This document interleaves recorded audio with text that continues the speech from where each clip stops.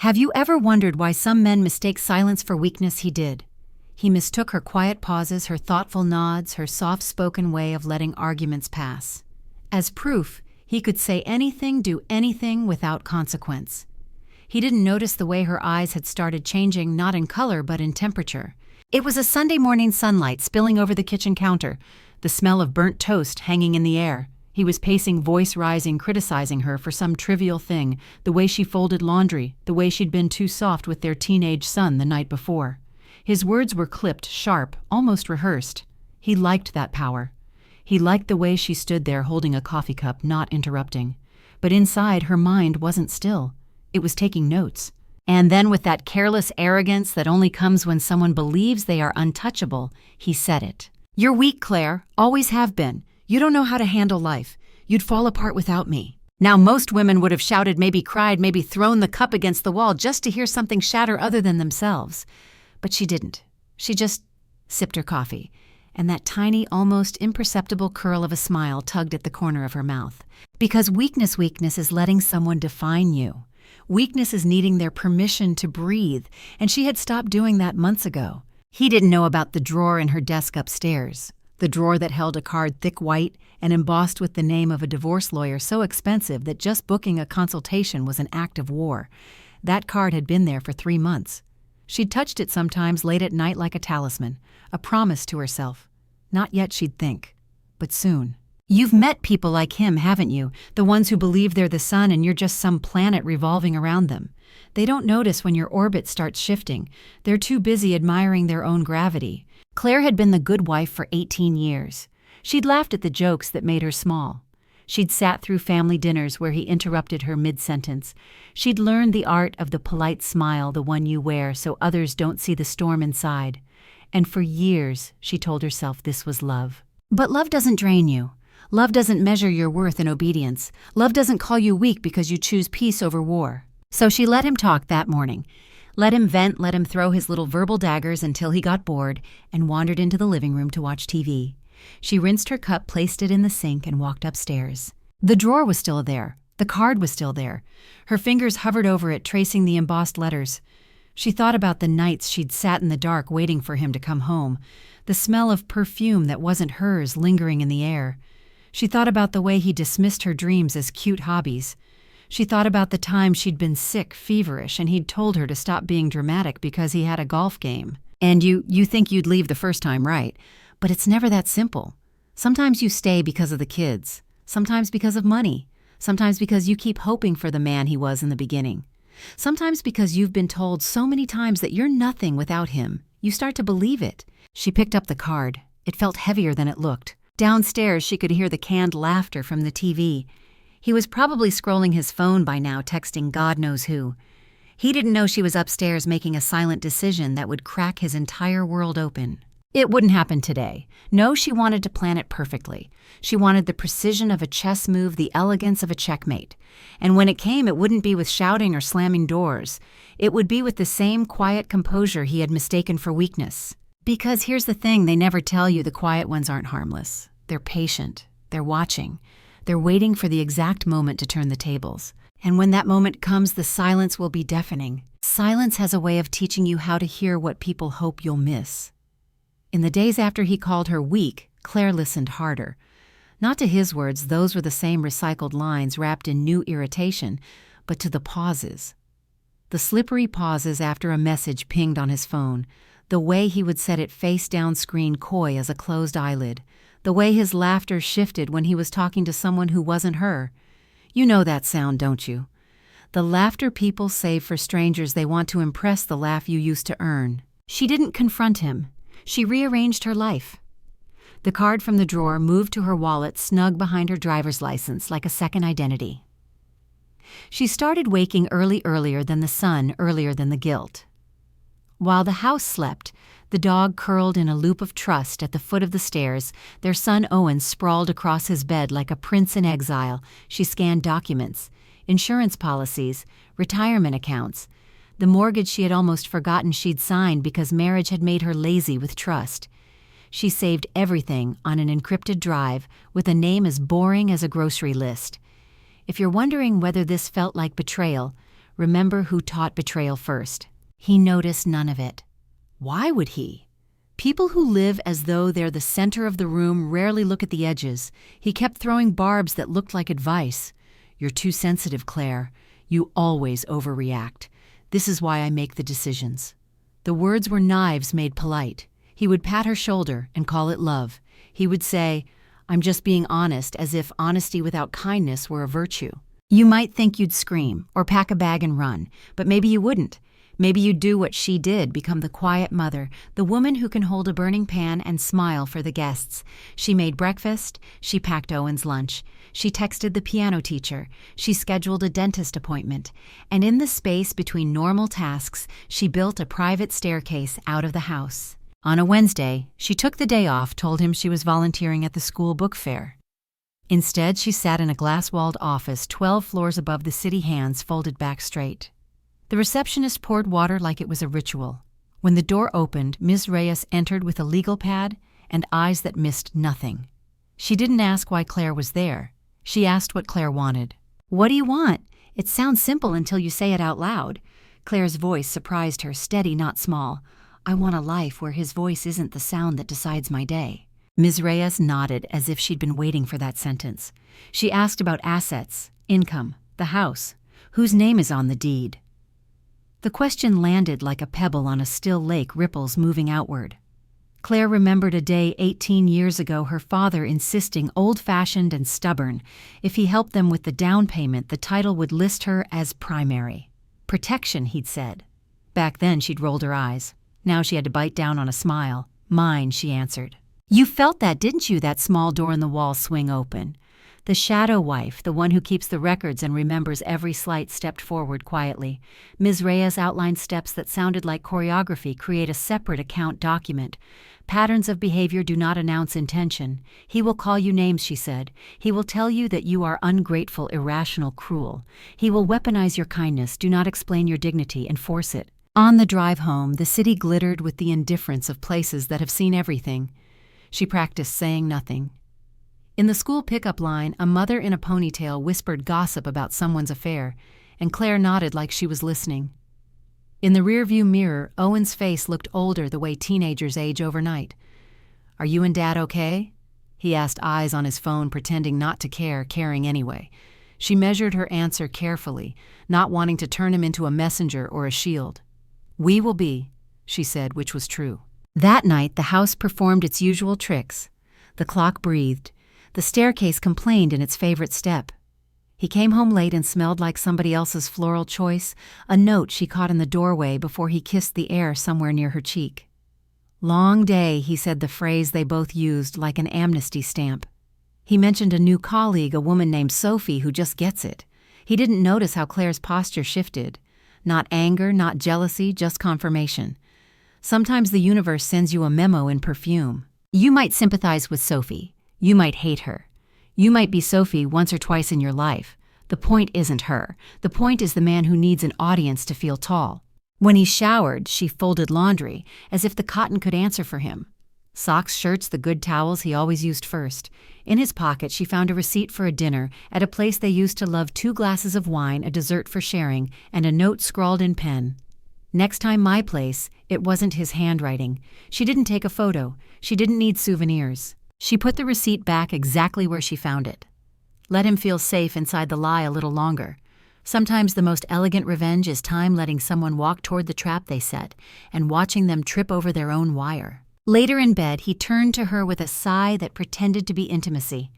"You were quiet tonight," he said, almost playful. "I worry about you." The word worry perched in the room like a vulture pretending to be a dove. She looked at the ceiling and counted to 5. "I'm fine," she said, which was almost true. She was past fine. She was forming. "You listen. There is a sacred moment when the golden daughter becomes the woman who refuses the script. It's not fireworks. It's not a slammed door. It's simply a hand in a wallet brushing a card knowing what comes next." She slept with her jaw unclenched. In the morning, she would move money. She would book another meeting. She would call the locksmith and ask about timelines. She would begin. The next morning, the light came in, pale and slow, the kind of dawn that doesn't announce itself, just seeps through the blinds like a whispered secret. Claire was already awake. She'd been lying there listening not to him breathing beside her, but to the quiet hum of the refrigerator downstairs, the faint tick of the hallway clock, the small, certain sounds of a house she would soon own alone. She moved carefully not to wake him. He'd been out late again. She didn't ask where. She didn't care for the lie he'd serve with his eggs. In the kitchen, she opened her laptop and logged into the bank account they shared. Her hands didn't shake as she moved half into a separate account she'd opened the day before under her maiden name. The screen asked if she was sure. She clicked yes. You know that feeling when you finally do something you've been planning for months? It's not triumph, it's relief, a quiet, steady kind that sits in your bones and says you're moving. Owen came down the stairs in his hoodie, rubbing his eyes. Morning, he mumbled, heading straight for the cereal. He didn't notice the way she studied his face, memorizing it. She wasn't leaving him. No, she'd make sure the ground under his feet stayed firm, even if she had to rebuild the entire foundation herself. But she was done letting him watch his mother disappear a little more each year. By the time her husband came down, she had breakfast plated. Pancakes, syrup, the same domestic tableau he'd taken for granted for nearly 2 decades. He kissed her hair without looking, scrolling his phone, laughing at something that wasn't her. She poured his coffee. Her silence had a new weight to it, not the weight of surrender, but of someone who has chosen not to waste words on the wrong audience. That afternoon, she made a call from her car in the grocery store parking lot. Ms. Reyes picked up on the second ring. "I've done the transfer," Claire said, "and I want to file, soon." There was no applause, no "finally," just the sound of a pen moving. "Then we'll start. He will try to charm you, then intimidate you, then beg. It's a cycle. Be ready." Claire already was. That evening, she found the receipt again in his jacket pocket, this time folded twice. She left it there. Let him think he was still hiding. People like him live for the performance of control. They don't realize when the stage has been dismantled around them. At dinner, he told a story about a deal he was working on, how Sophie had saved the presentation with her brilliant instincts. He used that voice, the one that rose half an octave when he was lit by admiration.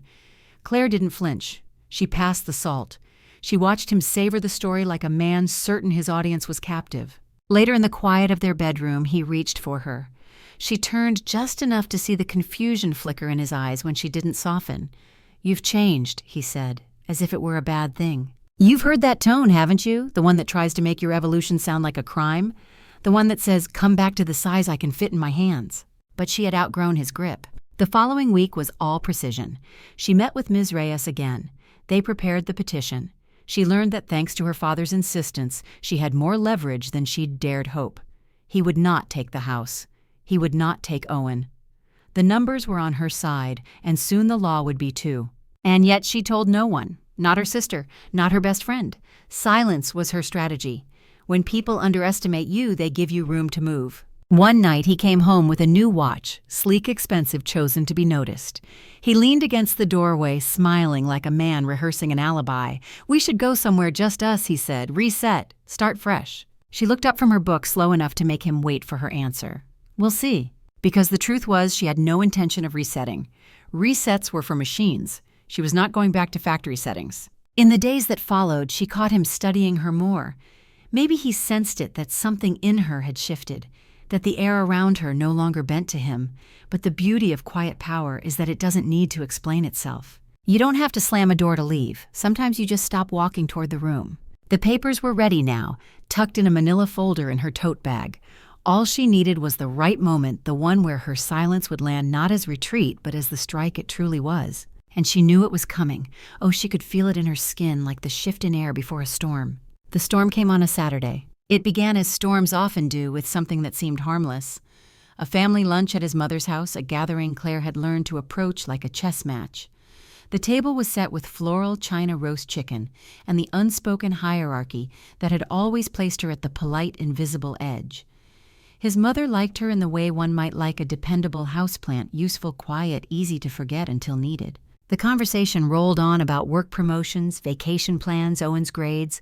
Then his mother tilted her head, her voice sweet and slicing at once. "Claire, dear, you really should be more firm with Owen. Boys need discipline. You've always been a bit soft, haven't you?" He laughed, out loud. "I tell her that all the time. She's just not built for strength." The words hit the air like a match dropped on dry leaves. The room didn't notice the fire yet, but she did. You know that moment when someone doesn't just insult you, they audition your humiliation for an audience. It's a kind of cruelty that's almost art, and he was performing it without even realizing this was his final act. She smiled. Not the brittle smile of keeping peace, but something warmer, stranger. You might be right, she said softly, and let them think they'd won the point. Lunch ended. Plates clinked, goodbyes were exchanged. In the car ride home, he was in a good mood the way bullies often are when they think the day has gone entirely their way. You took that well, he said, smirking. By the time they pulled into the driveway, the smile on her face was still there, but it wasn't for him. Inside, she moved with purpose. She told Owen to head upstairs, told him she needed a word with his father. He followed her into the living room, confused, maybe a little intrigued. She reached into her tote bag, the same bag that had carried grocery lists and piano sheet music, and pulled out the manila folder. Claire, what's this? She placed it on the coffee table between them. The folder slid across the polished wood with a sound that felt like a guillotine in miniature. It's what you get, she said, her voice calm, almost kind. He opened it. His eyes moved across the first page, confusion rearranging itself into shock. Then came the denial, the small laugh, the head shake, the "you can't be serious." "Oh, I'm serious," she said. "You told me I was weak. You've been telling me that for years. But you don't tell someone they're weak when they're already walking out the door. You tell them because you think they'll never find the handle." He stood up as if height might help him here. "Claire, we don't need to do this. We can—" She cut him off without raising her voice. "Sit down." And he did. That was the first sign he was already losing. You could have been there, couldn't you? Felt the way the air shifted in that room. That's what happens when the shadow wife steps into the light. It's not fury, it's inevitability. He tried the charm next, the softened voice, the promises. She let him speak. She'd learned that letting him talk was the easiest way to make him reveal just how little he understood her. When he reached for her hand, she pulled it back. "I don't need your approval to breathe," she said, "and I'm not raising Owen in a house where strength is measured by how loud you can make someone feel small." His mouth opened, but no words came. It was almost funny the man who had filled their home with noise couldn't find the right sound to make now. She stood gathering her bag. "You'll be hearing from Ms. Reyes on Monday. Until then, you'll sleep in the guest room."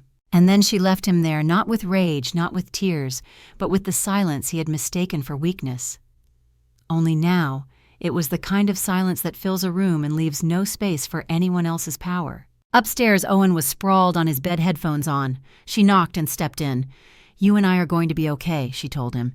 He didn't ask why. He just nodded like he already knew. Downstairs, she heard a drawer slam the start of pacing. She smiled to herself. He could pace all he wanted. The decision was made. Because once a woman knows she can survive without you, there's nothing left for you to control. That night, the house felt different. Not quieter, the silence had always been there, but sharper, like the air had teeth. Claire could hear him moving around downstairs long after Owen had fallen asleep. Drawers opening the fridge door, slamming, the faint hiss of a beer can. It was a restlessness she recognized. It was the sound of someone realizing the game was no longer theirs to play. She didn't go down. She let him stew in it. This was his first taste of life without her buffering the world for him. Without her smoothing over his rough edges in front of Owen or folding his moods into something palatable for company. Now his moods were his alone. You might think the next morning would bring a fight, but it didn't. It brought something far more telling restraint. He came into the kitchen wearing the soft voice he reserved for moments when he was cornered. "We should talk," he said, leaning against the counter like he belonged there. Claire was buttering toast. She didn't look up. "We will. Through Ms. Reyes." His jaw twitched. "You're really going to do this?" She slid the plate across the counter toward Owen, who was shuffling in with his hoodie pulled tight. "Eat your breakfast," she said to her son before finally turning to her husband. "I already am." You could see it in his eyes, the part of him that still couldn't believe she'd actually go through with it. The arrogance that had kept him safe for so long was still clinging like a coat he didn't realize was soaked through. The day unfolded in small, deliberate moves. She spent the morning calling the locksmith, the utility company, the bank. Every phone call was a brick, pulled from the wall he thought would keep her in. By noon, she was at Ms. Reyes's office again, signing papers that turned her quiet intent into something legally unshakable. Once he's served, expect the storm, Ms. Reyes warned. They'll rage against the inevitability. Claire almost smiled. "I've lived with his storms. I'll manage one more." When she got home, his car was gone. For a moment, she wondered if he was with Sophie. The thought didn't sting. It barely registered. Sophie could have him. She'd spent years holding him up, let someone else feel the weight. Late that night, she found an envelope on the counter, his handwriting. "Can we at least talk before you ruin this family?" The irony almost made her laugh.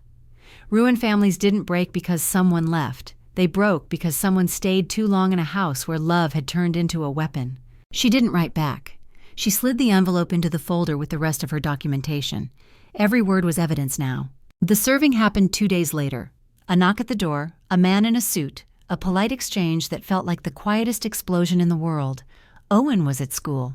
Her husband's face drained as he took the papers. "You've really lost your mind," he muttered. "No," she said, stepping back to close the door. "I found it." That night he shouted, doors slammed. He accused her of betrayal, of plotting, of turning Owen against him. She didn't match his volume.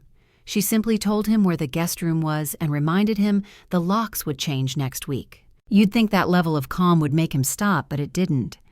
It only made him louder because people who thrive on control don't know how to survive when you stop reacting. Owen came downstairs once worried. "Mom," she hugged him in this hallway.